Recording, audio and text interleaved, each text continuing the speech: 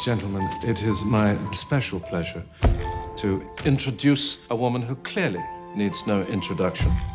A very great actress on her first trip to London. Marilyn, is it true you wear nothing in bed but perfume? Oh. Darling, as I'm in England, let's say I sleep in nothing but Yardley's lavender.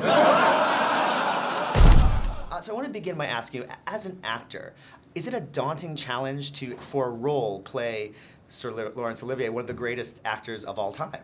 It is daunting, and seemed initially sort of impossible, and then I read the screenplay of My Week with Marilyn, and it felt as though it was trying to be very affectionate, celebratory of Olivier, very honest, however, about how frustrated and exasperated he was in the process of making the film within the film. And so it felt it had a degree of honesty, authenticity. I think Marilyn knows exactly what she's doing. I read about what Olivier spoke of it with the experience, and he clearly was very frustrated. He clearly was exasperated, so it seemed legitimate to bring that to it. And in the end, the invitation to revisit all of his work and listen to the kinds of performances he gave on audio, to see him act in the movies that are, you know, indelible in our minds now, was such a treat that it was something that you couldn't avoid. It was a dangerous but beautiful piece of casting. And you mentioned sort of the frustration that he had on the set working with Marilyn.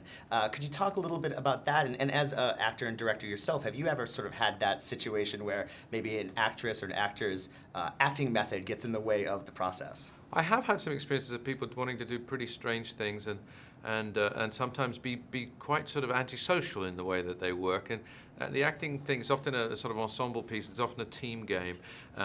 Olivier, I think, felt that, although easy for him to say that when he often was the leader of the troupe, so he had influence over things. But so was Marilyn, and in a way, it was really the clash of two methods. The method, Marilyn's newfound desire with the Strasbergs to feel it and be absolutely truthful and only do it when she felt it.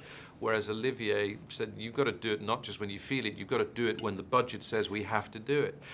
So they were very extremely contrasting in the way they approached the work, but they were both very brilliant artists. Absolutely. I had the pleasure of talking to Julie Ormond recently, and she's wonderful as Vivian Lee in the film. Yeah.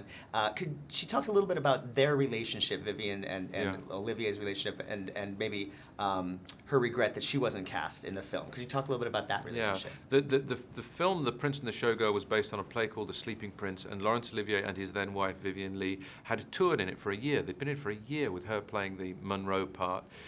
She, a great international star herself, Scarlett O'Hara no less, but in '56 probably older than maybe the part in Prince and the Showgirl warranted. But anyway, Marilyn was the biggest movie star in the world, and the movie makers wanted her, and she wanted to do it, and it must have been a very difficult conversation in the Olivier household.